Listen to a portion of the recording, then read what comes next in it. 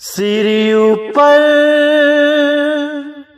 ठाड़ा गुरु शूरा, सिरी ऊपर ठाड़ा गुरु शूरा, नानक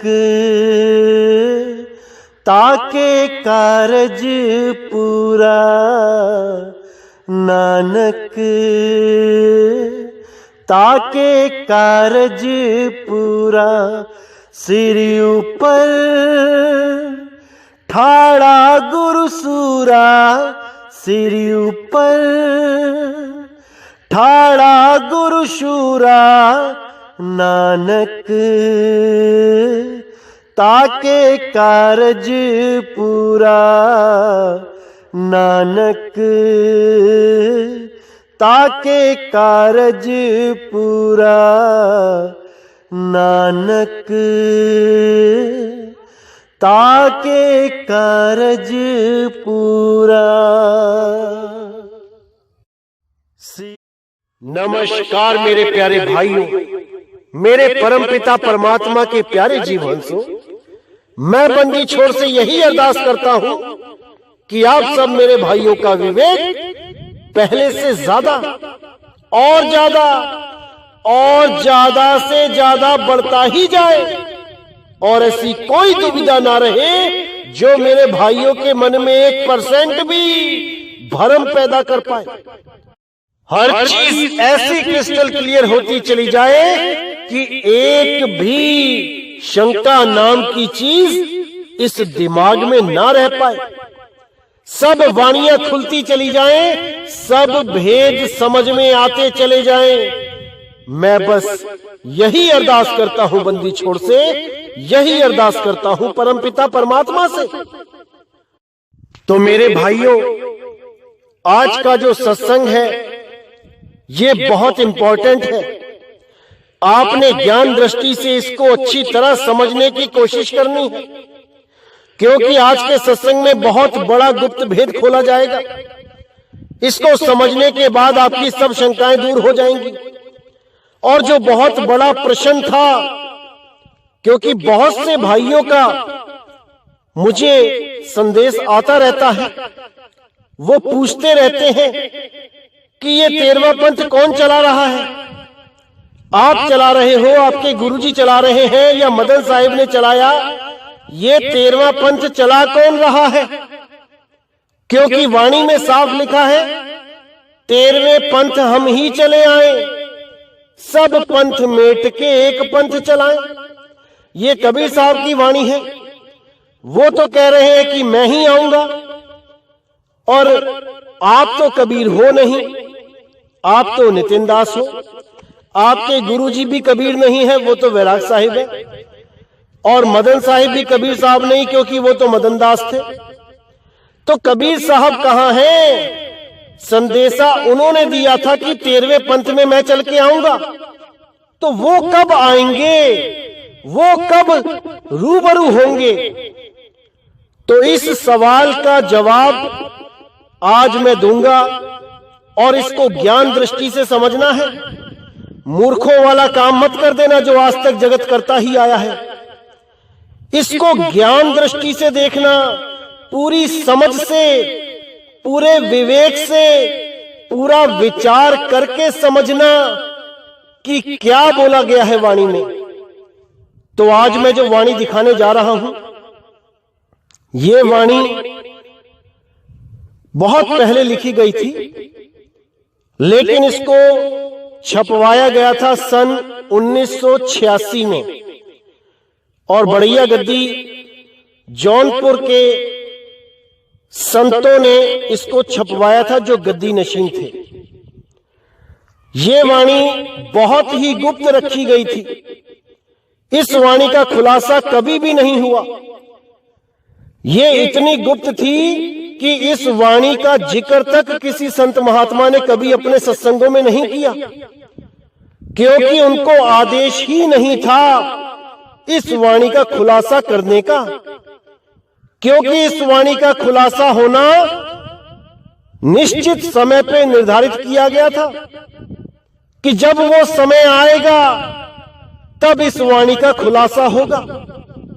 और जीवों को वो मार्ग मिलेगा जो आज तक नहीं मिला, जिसके लिए सब भटक रहे हैं, जिसके लिए सब इधर उधर घूम रहे हैं, जिसके लिए बहुत से हंस गुरुओं के चक्कर काट रहे हैं।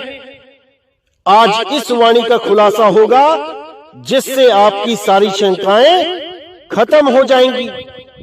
लेकिन मैं फिर यही कहूंगा कि इस वाणी को ज्ञान दृष्टि से देखना, अज्ञानियों वाली हरकत मत कर देना जो आज तक लोग करते ही आए हैं।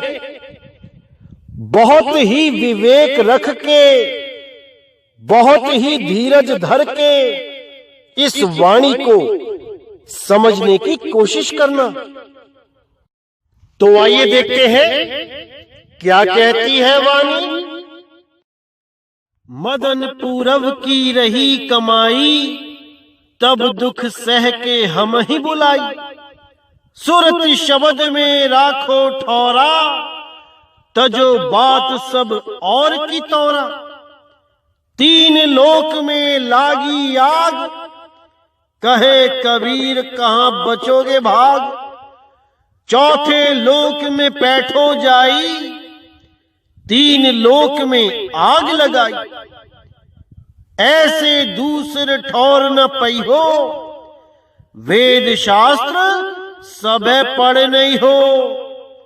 यहां कबीर साहब मदन साहिब को बोल रहे हैं कि तुम्हारी पूर्व जन्मों की जो कमाई थी उसकी वजह से तुम्हें ये सोची आई कि जो तुम कर रहे हो वो गलत था।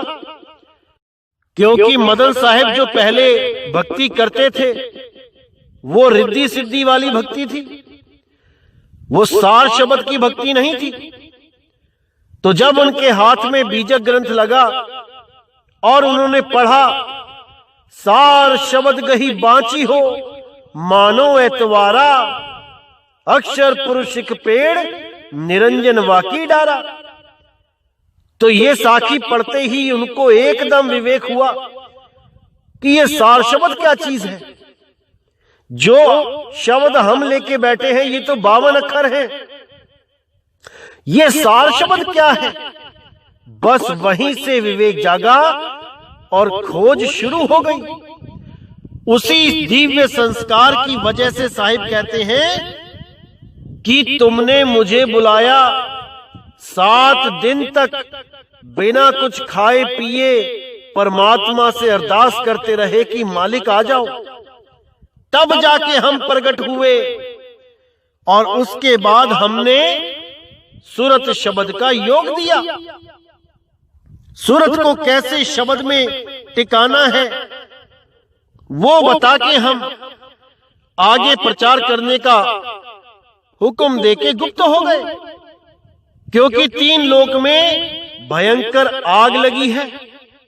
3 लोक से बचने के लिए ही हमने सार शब्द रूपी चौथे लोक का ज्ञान दिया। क्योंकि सार शब्द ही चौथा लोक है। इसीलिए साहिब ने बोला लोक अलोक शब्द है भाई, और जिन जाना तिन संशय जाई। अभी सूरत इस 3 लोक में यानी शरीर में फंसी है, और जैसे ही सतगुरु मिलेंगे वैसे ही इसको सार शब्द में कैसे सूरत को टिकाना है उसका भेद बता देंगे। धीरे धीरे धीरे धीरे जब सूरत टिकेगी तब शब्द गुरु उस पर दया करेगा और उसको बोध करा देगा कि सार शब्द क्या वस्तु है।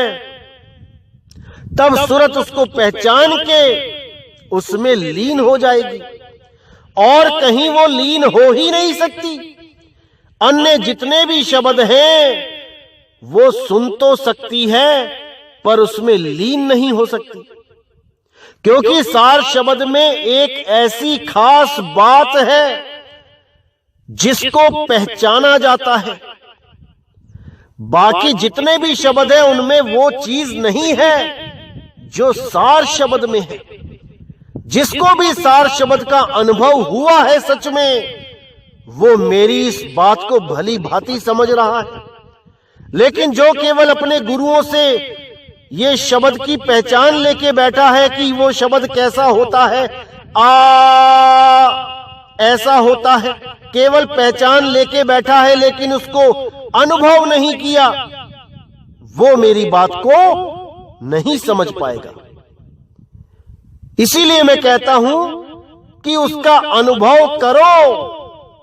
अगर उसका अनुभव कर लिया तब किसी से पूछने की जरूरत भी नहीं पड़ती कि क्या यही सार शब्द है। एक प्यासे को मिट्टी, रेत, बजरी, सीमेंट और पानी, इन पांचों को दे दिया जाए और बोला जाए कि मुंह में डालो इसे, तो चार चीजों को मुंह में डालने पर उसको तृप्ति नहीं होगी। और जब वो प्यासा पानी पिएगा तब उसे पूछने की भी जरूरत नहीं रह जाएगी कि क्या यही पानी है, क्योंकि जन्मों जन्मों की प्यास ही बुझ जाएगी, खोज ही खत्म हो जाएगी। लेकिन जो सार शब्द तक नहीं पहुंच पाते हैं और उनको पहले ही कुछ अन्य धुनें सुनाई देने लग जाती हैं, उसका निबेड़ा गुरु से करवाया जाता है कि गुरुजी ये आवाज सुनाई दे रही है, क्या ये है, या ये आवाज सुनाई दे रही है, क्या ये है, इसका निबेड़ा होता है। लेकिन अगर सार शब्द ही प्रकट हो गया तो मेरे भाई कुछ पूछने की और बताने की जरूरत नहीं रह जाती। वो तो ऐसा हाल हो जाता है कि गूंगे के मुंह में गुड़ डाल दिया हो, अब वो किससे क्या पूछेगा, अब तो वो केवल बगल दबाएगा और नाचेगा। इसीलिए मैं बार बार कहता हूं कि सूरत को शब्द द्वार पे धरो और वहां जो वस्तु है उसका अनुभव स्वयं होगा। किसी गुरु में समर्थ नहीं है ये कि तुम्हें सार शब्द का अनुभव करवा दे, वरना सारे ही चेले पहले ही मिनट में अनुभव कर लें। जैसे ही गुरु के सामने बैठे वैसे ही अनुभव कर लें। अगर वो गुरु इतना सामर्थ्यवान है तो गुरु मार्गदर्शक होता है, गुरु रास्ता बताता है, रास्ते पे शिष्य ने चलना होता है। चलोगे तो पाओगे, नहीं चलोगे तो यहीं रह जाओगे। इसमें कोई दो राय नहीं है मेरे भाई, नहीं है। तो जब मदन साहिब को कबीर साहब दर्शन देने आए तभी उन्होंने उनको सारे भेद बता दिए। उन्होंने यहां तक भी जिक्र कर दिया कि हे मदन, तेरे ही पंथ में, यानी इस कबीर पंथ में जो तुम्हारे द्वारा चलाया जाएगा, इस पंथ में भी ऐसे ऐसे लोग आ जाएंगे जो सार शब्द के नाम पर अपना मनमुखी ज्ञान मिलाकर मिलावट कर देंगे। उनके बारे में भी पूरा इशारा करके गए सतगुरु बंदी छोड़, लेकिन उन्होंने ये भी धीरज दिया, इतना ढांढस बंधाया कि फिक्र मत करना मदन, जब ज्यादा मिलावट हो जाएगी और जीवों को रास्ता नहीं मिलेगा, तुम्हारे ही पंथ के साधु और भगत अलग अलग ज्ञान कथेंगे और आपस में ही झगड़ा करेंगे। एक ही मंच पर अलग अलग साधु आएंगे इसी पंथ के और एक दूसरे की वाणी पर ही काट करेंगे, एक दूसरे को नीचा दिखाएंगे, एक दूसरे की बुराई करेंगे। ऐसा हाल हो जाएगा कि एक मत ही नहीं हो पाएंगे। तब फिक्र मत करना मदन, तब ये बागडोर मैं खुद अपने हाथों में संभालूंगा और चौथी गद्दी में प्रकट होके सारे अज्ञान को ज्ञान में बदल दूंगा और सबको एक मत कर दूंगा। जो भी विवेकी हंस होंगे वो एक मत होके एक झंडे के नीचे आ जाएंगे और इसी चौथी गद्दी में मैं पूरे संसार के विवेकी हंसों को एक झंडे के नीचे कर दूंगा और इस पंथ का डंका पूरे संसार में बजा दूंगा। तुम बिल्कुल चिंता मत करना मदन, तुम केवल उतना कार्य करो जितना तुम्हें मैं बता रहा हूं। तुम हमारी इस वार्तालाप को आने वाले जो आचार्य होंगे, जो तुम्हारे बाद प्रचार करेंगे, उनको ये वार्तालाप बताते जाना, और धीरे धीरे करके जब आगे से आगे ये गुप्त वार्तालाप पहुंचती जाएगी, तब सही समय आने पर मैं सुमिरन दास के अंदर एक प्रेरणा करूंगा और वो इस वार्तालाप को लिपिबद्ध कर देंगे। सुमिरन दास जी एक संत हुए हैं, सार शब्द के भेदी संत हुए हैं, और उन्होंने ही इस वार्तालाप को अपने हाथों से लिपिबद्ध किया, जिसको सतगुरु प्रकाश पति साहिब की स्मृति में अभिनंदन ग्रंथ नाम से प्रकाशित किया। इस ग्रंथ में वो सारे गुप्त भेद हैं जिनको समझ जाने से सारे अंधकार दूर हो जाते हैं, लेकिन इस ग्रंथ का कहीं भी जिक्र नहीं किया गया। किसी भी सत्संग में इस ग्रंथ के बारे में कोई बात आपने आज तक नहीं सुनी होगी, क्योंकि इसमें जो गुप्त भेद हैं उनका खोला जाना एक निश्चित समय पर निर्धारित किया गया था।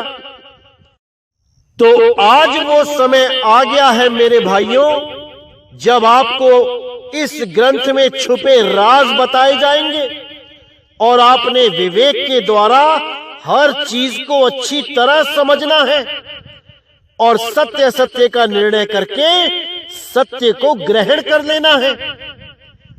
तो आइए देखते हैं क्या कहती है वाणी।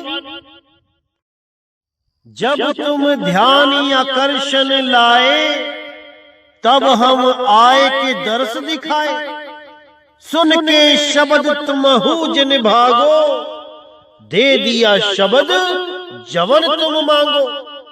यानी जब तुमने हमारा ध्यान किया तब मैंने तुम्हें दर्श दिया, और तुम्हें जो चाहिए था, जिस शब्द की तुम्हारी लालसा थी, वो शब्द मैंने तुम्हें दे दिया।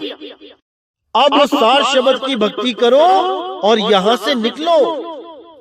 तो आगे बताते हैं, बहुत मदन में पंथ चले हैं, बहुत ज्ञान करके समझे हैं, ताकि बात न मानो एका, सार शब्द में राखो टेका। अब आगे संदेश दे रहे हैं कि बहुत मदन में पंथ चले हैं। मदन साहिब के पंथ में भी बहुत से पंथ निकल जाएंगे ज्ञान आधार पे। कोई कुछ ज्ञान देगा, कोई कुछ ज्ञान देगा, कोई सार शब्द मुंह से बोल के बताएगा, कोई सार शब्द चुटकी बजा के बता देगा, कोई सार शब्द कैसे बताएगा, कोई सार शब्द कैसे बताएगा।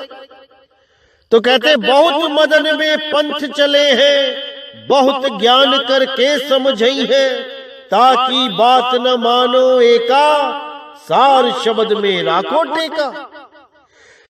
ताकि बात सुन दियो बराई, सार शब्द की राह बताई, नाना पंथ चली सो बाके, पूजा पाठ योग जप जाके। यानी बहुत सी बातें आएंगी, उनको सुनो और बराई यानी कि उसको बहा दो। मत सुनो उन बातों को जो सार शब्द के विरोध में है। कोई भी कहता है कि सार शब्द लिखने में आता है, बोलने में आता है, पढ़ने में भी आता है, उस ज्ञान को तत्काल त्याग दो। वो मेरा ज्ञान नहीं है। मेरा ज्ञान अकथ है, अनाम है, अबोल है, अडोल है, उसको पहचानो। तो कहते हैं एक से एक चलेगा भेखा, एक से एक लगे है लेखा, सुन के जन तुम सुरत लगाए, सार शब्द में तन मन लाए। यानी एक से एक भेष चलेगा, बड़े से बड़े भेषधारी निकलेंगे, लेकिन सार शब्द का बोध ना होने के कारण जन्म मरण से पार नहीं हो पाएंगे। अंतिम समय तक भी उनके अंदर शांति नहीं आएगी। काम, क्रोध, लोभ, मोह, अहंकार के द्वारा शिकार कर लिए जाएंगे। लेकिन जो भी उस सार शब्द का ध्यान करेगा वो इस माया जाल से बाहर हो जाएगा। उसको ये काल निरंजन नहीं पकड़ पाएगा। उसी का भेद बताने के लिए मैं चौथी गद्दी में प्रकट होऊंगा। अब ये चौथी गद्दी क्या होती है, इस पे विचार करेंगे। जैसा कि मैंने आपको पहले भी बताया था कि मदन साहिब के द्वारा स्थापित आश्रम की 4 गद्दियां चल रही हैं। पहली आचार्य गद्दी, दूसरी दीवान गद्दी, तीसरी कोतवाल गद्दी और चौथी कड़िहार गद्दी। इनका नाम यही क्यों रखा गया और इसके पीछे क्या गुप्त भेद है, वो आज आपको बताए जाएंगे। आपने विवेक लगा के इस रहस्य को समझना है, क्योंकि कबीर साहब ने पहले ही बता दिया था कि चौथी गद्दी सबसे इंपॉर्टेंट होगी और मैं उसी गद्दी पे आऊंगा। तो ये पहले की 3 गद्दियों का क्या होगा? हमने इस पर पूरा विचार करना है। इसमें क्या कोड लगा है, क्या रहस्य छुपा है, इसको अच्छी तरह समझना होगा। जैसे 4 वर्ण होते हैं, ब्राह्मण, क्षत्रिय, वैश्य और शूद्र। अब ये जो 4 वर्ण होते हैं, इनके अपने अपने गुण होते हैं।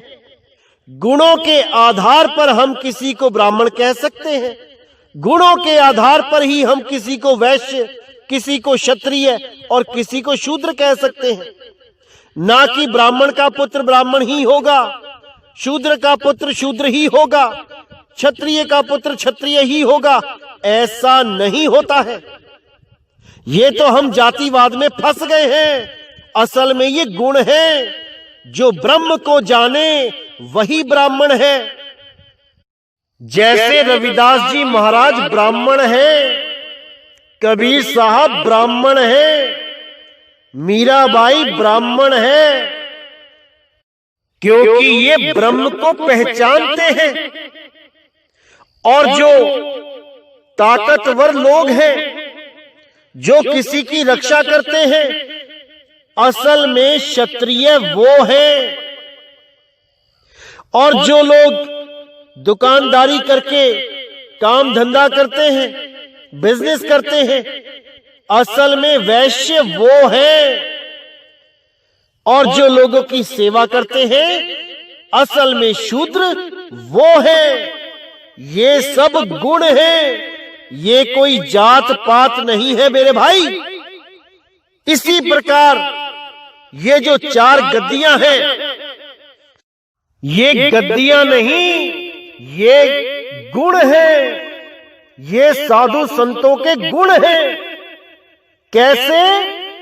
जैसे इस पंथ में कोई भी आया, कोई भी नया जीव इस पंथ में जुड़ा और ये भाव लेके जुड़ा कि मैं इस पंथ में जुड़ूंगा, फिर मैं जल्दी जल्दी गुरु बन जाऊंगा, फिर मैं बहुत से चेले बनाऊंगा। ये जो भाव है, ये आचार्य बनने का भाव है। तो वो जीव आचार्य गद्दी से संबंधित हो गया। अब कोई और भी जुड़ा जो आचार्य यानी गुरु बनने के लिए नहीं जुड़ा, लेकिन वो जुड़ते ही आश्रम के देखरेख में लग गया। उसका भाव क्या था कि मेरा आश्रम खूब बड़े, खूब आगे बढ़े, खूब सिस्टम हो इसमें, खूब सुख सुविधाएं हो इसमें, कोई कमी ना रहे। इस भाव से अगर कोई जुड़ा तो वो दीवान गद्दी का हुआ। उसके बाद कोतवाल गद्दी का क्या है? जैसे आश्रमों के झगड़े सुलझाने में लग जाते हैं लोग, उसी में मैनेजमेंट में आ जाते हैं, सिक्योरिटी में आ जाते हैं, वो सारी देखरेख में ही सारा भाव जुड़ा होता है। वो लोग कोतवाल गद्दी के होते हैं, जिनमें ये भाव ज्यादा होता है कि आश्रम में कोई झगड़ा वगड़ा ना हो या कोई भी ऐसी हरकत ना हो। और जो चौथी गद्दी होती है वो होती है कड़िहार। कोई भी इस आश्रम में जुड़ता है और उसका एक ही लक्ष्य होता है, जागो और जगाओ। उसको ना तो गुरु बनने की हवस होती है, ना उसको आश्रम से लेना देना होता है कि बहुत सारी सुख सुविधाएं हो, ना ही उसको इससे कोई फर्क पड़ता है कि कौन झगड़े कर रहा है कौन नहीं कर रहा है। उसको किसी चीज से मतलब नहीं होता। उसको केवल एक ही लक्ष्य दिखाई देता है कि कैसे करके ज्यादा से ज्यादा जीवों को जगाया जाए। उसके लिए वो दिन रात मेहनत करता है। उसको इससे कोई फर्क नहीं पड़ता कि उसके आश्रम के लोग उसे क्या बोल रहे हैं, उसके गुरु भाई उसे क्या बोल रहे हैं, अन्य साधु महात्मा उसे क्या बोल रहे हैं, अन्य विरोधी उसे क्या बोल रहे हैं। वो सबको लांघता हुआ एक लक्ष्य पर पहुंचने में तत्पर रहता है। उसको कहते हैं कड़िहार गद्दी। और उसी कड़िहार गद्दी में कबीर साहब ने बोला कि मैं ही आऊंगा, मैं ही बागडोर संभालूंगा। वही चौथी गद्दी है। लेकिन कैसे बागडोर संभालूंगा, आइए देखते हैं क्या कहती है वाणी। चौथी गद्दी होई अवतारा, ताका चरित्र विदित संसारा। मेरी बात साच कर जानो, मदन समझी अपने मन मानो। चौथी गद्दी का विस्तारा, डंका बाजी सब संसारा। हम उनके सिर बैठ भी आई, तासे पार कोई नहीं पाई। ब्रह्म ज्ञान हम देवे सोई, संगत कर जाने सब कोई। सार शब्द मुख करब पसारा, लखी कोई सतगुरु का प्यारा। सार शब्द निहि अक्षर जानो, 52 अक्षर काल बखानो। सार शब्द जानेगा सोई, 52 अक्षर से निकले जोई। तो यहां पे साहिब ने बिल्कुल क्लियर कर दिया कि पूरे विश्व में डंका बजेगा, सत्य का डंका बजेगा। और डंका बजाने वाला कौन होगा? वो मैं स्वयं होऊंगा।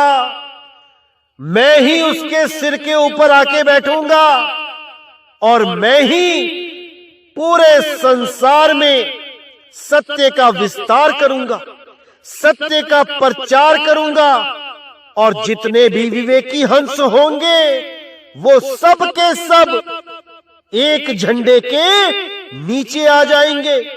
वो 52 अक्षर से परे हो जाएंगे, वो बोल अक्षर से परे हो जाएंगे और अबोल को जान के पहचान के नी अक्षर तक पहुंचेंगे। बिल्कुल साफ बोल दिया, कोई भ्रम नहीं छोड़ा। अब इसका मतलब ये नहीं कि वो केवल नितिन दास के सिर पे बैठ गए आके। मेरे भाई, जितने भी यहाँ पे परमात्मा के जीव हैं, वो सबके सिर पे बैठा है। अरे जिसके सिर यू पर तू साईं, सो दुख कैसा पावे।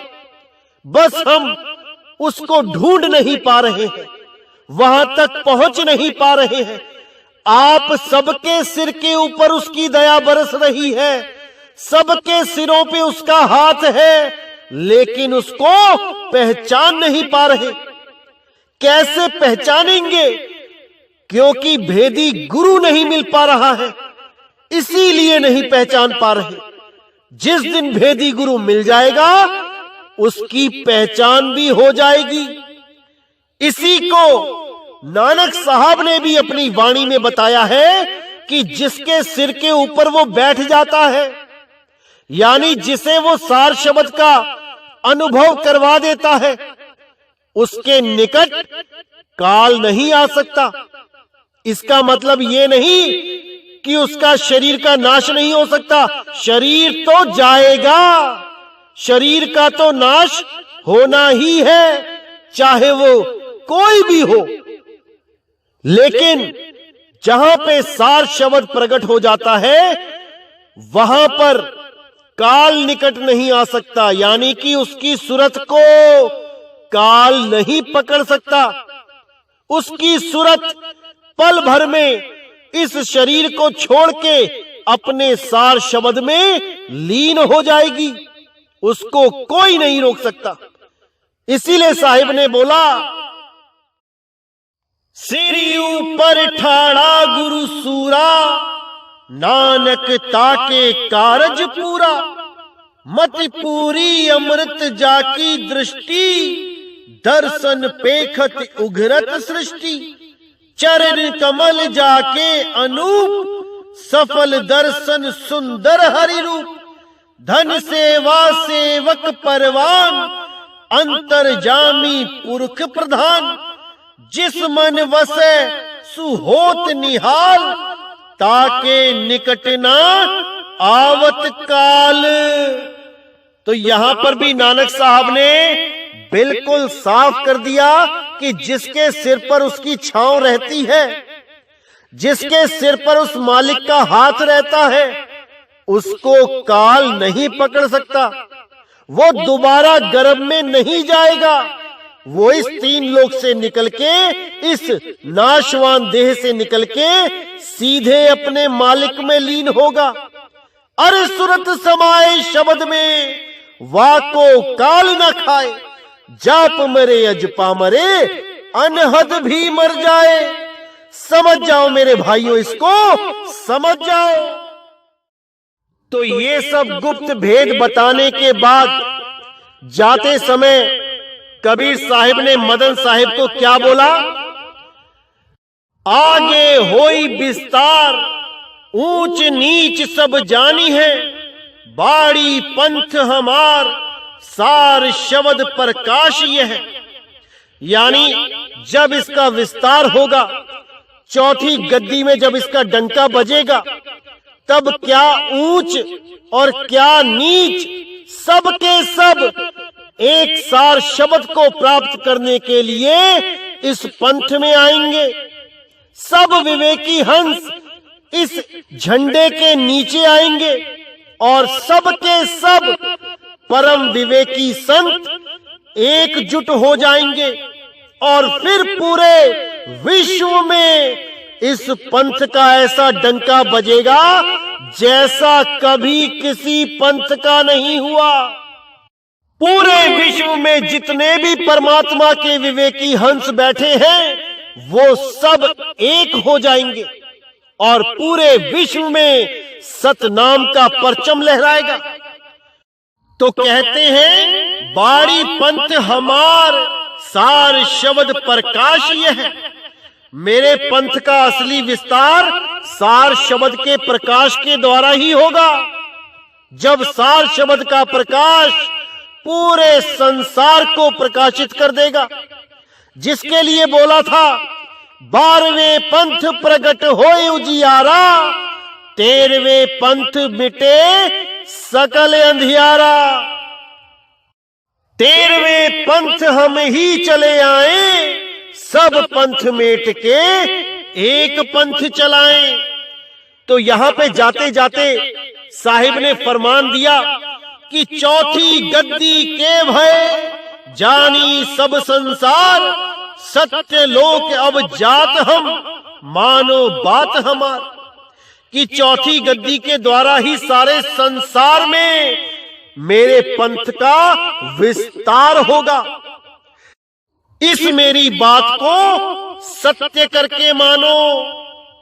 सार शब्द साधन करो, शब्द में सुरत मिलाए।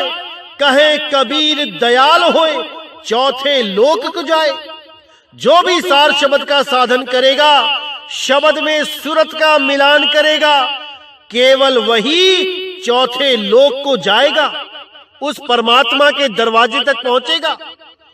बहुत बात अब क्या कहूं, सांच दिया उपदेश, कहे कबीर साधन करो दुख ना होए लवलेश। कि अब ज्यादा क्या बताऊं मैं, जो बताने वाली बात थी वो समझदारों को समझ आ चुकी है। लेकिन जो मूढ़ बुद्धि है, जो अविवेकी लोग हैं, वो मेरी बात को सत्य नहीं मानेंगे और वो वही करते रहेंगे जो वो करते आए हैं। खुद भी पथभ्रष्ट होकर भटकेंगे और अपने शिष्यों को भी भटकाएंगे। तो आगे कहते हैं, कहे कबीर साधन करो दुख ना होए लवलेश। कि उस सार शब्द की साधना करो, शब्द में सुरत का मिलान करो, अनुभव जरूर होगा। राज काज धन धाम का जो कोई करे गुमान, मरते काल घसीट ही पकड़ के दोनों कान। जो भी अपने राज का, काज का, धन धाम का अहंकार करेगा कि मैं तो प्राइम मिनिस्टर हूं, मैं तो चीफ मिनिस्टर हूं, मैं तो एमएलए हूं, मैं तो एमपी हूं, मैं गांव का प्रधान हूं, या मेरे पास इतनी दौलत है, मेरे पास इतने मकान है, इतनी दुकान है। और आम जनता को ही क्यों बोले, संतों में भी चलते हैं। जो संत ये बोले मेरे इतने आश्रम बन गए हैं, मेरे पास इतनी जमीनें हैं, मेरे बड़े बड़े आश्रम हैं, 125-150 देशों में हमारे आश्रम हैं, हमने इतने खेत खरीद लिए, हमने ये कर लिया, हमने वो कर लिया। मरते काल घसीट ही पकड़ के दोनों कान पकड़ के जब काल घसीटेगा अंत समय में, तब समझ में आएगा ये क्या था, किस माया में उलझ गए थे। अभी तो चौधरी बने हुए हैं सारे, जिस दिन मौत सामने आ गई सब भूल जाओगे मेरे भाई। सच में परमात्मा याद आ जाएगा उस दिन। अभी तो परमात्मा के नाम पे केवल माया इकट्ठी कर रहे हो, बड़े बड़े आश्रम बना रहे हो, वाहवाही लूट रहे हो। जिस दिन मौत आ गई उस दिन मेरे भाई सांस लेने को भी तरस जाओगे। आज जो लाखों करोड़ों की गाड़ियों में घूम रहे हो, आज जो अरबों रुपए के महामंदिर बना के बैठे हो, उस समय हालत खराब हो जाएगी। इससे पहले कि वो समय आए, उस मालिक की शरण में आ जाओ, उस बंदी छोड़ की शरण में आ जाओ, उस सार शब्द को समझ लो, खुद भी समझो और अपने शिष्यों को भी समझाओ। क्योंकि साहिब ने साफ बोला है, सार शब्द गही बाची हो। अगर बचना चाहते हो तो सार शब्द का ज्ञान समझ लो। अगर ये सार शब्द का ज्ञान नहीं समझा तो मेरे भाई इतना बड़ा नुकसान होगा जिसकी भरपाई नहीं कर पाओगे। दुनियावी नुकसान होए तो समझ में आता है, लाख गए, 10 लाख गए, 10 करोड़ गए, कुछ ना कुछ करके दोबारा आ सकता है। लेकिन अगर ये मानुष जन्म एक बार हाथ से निकल गया तो मेरे भाई 1,84,000 सामने है, हालत खराब हो जाएगी ये 1,84,000 भोगते भोगते। इसलिए इस चेतावनी को आखिरी चेतावनी समझो। परमात्मा के द्वारा ये आखिरी चेतावनी दी जा रही है। अभी भी अगर सार शब्द को नहीं समझ पाए तो 84 में जाने से कोई नहीं बचा सकता, कोई नहीं बचा सकता। तो मेरे भाई मान बड़ाई अहंकार छोड़ के केवल सार शब्द की भक्ति करो, सार शब्द का साधन करो। केवल वही एकमात्र साधन है मुक्ति का, नहीं तो बहुत बुरा हाल होने वाला है।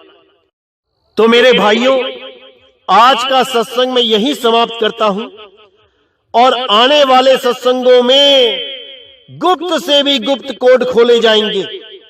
थोड़ा धीरज धरो, इंतजार करो, क्योंकि नकल करने वाले बहुत एक्टिव हैं। हमारे ही सत्संग सुन सुन के, कॉपी कर करके वो लोगों को भ्रमित करने में लगे हैं। सार शब्द का भेद है नहीं उनके पास, लेकिन बातें दिन रात सार शब्द की करते हैं। सार शब्द के नाम पे बैंकों के अकाउंट स्क्रीन पर देते हैं, पैसा मांगते हैं। उनको कोई फोन करता है नाम लेने के लिए तो 5-5 हजार रुपए मांग लेते हैं। ऐसे लोगों से सावधान रहना है मेरे भाइयों। और कुछ लोग तो मोबाइल में सार शब्द दे रहे हैं और क्या लिख रहे हैं कि दान चंदा देने के लिए संपर्क करें। अरे भाई, जब तुमने मोबाइल में ही सार शब्द दे दिया, परमात्मा दे दिया, तो अब चंदा किस लिए मांग रहे हो?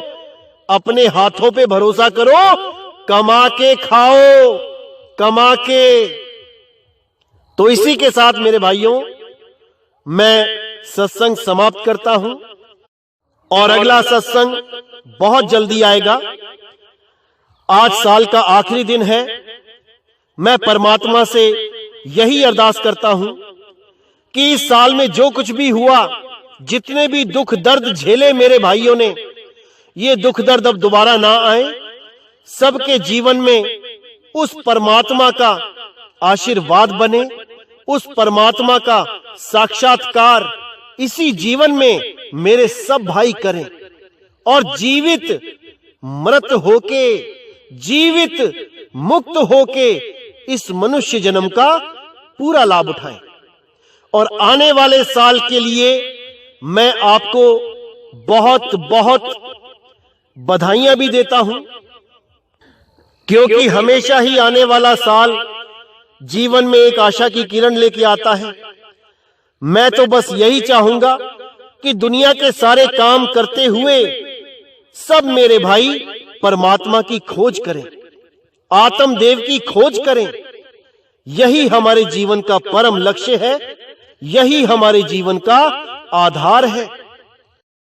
और हमारे जीवन में जितने भी विरोधी आते हैं, मैं सबका स्वागत करता हूं। सब मेरे ही भाई हैं, कोई पराया नहीं है। बस इन 52 अक्षरों की वजह से मतभेद हो गए हैं। हम 52 अक्षरों को त्याग दें तो हम सब फिर से एक हैं, एक परमात्मा के बच्चे हैं। एक पिता एकस के हम बालक। तो मेरे भाइयों, अब इस दास को विदा करें। बोलिए सतगुरु बंदी छोड़ सतगुरु सत्य कबीर साहिब की सदा ही जय हो, सदा ही जय हो मेरे मालिक की साहिब बंदगी सतनाम। सिर ऊपर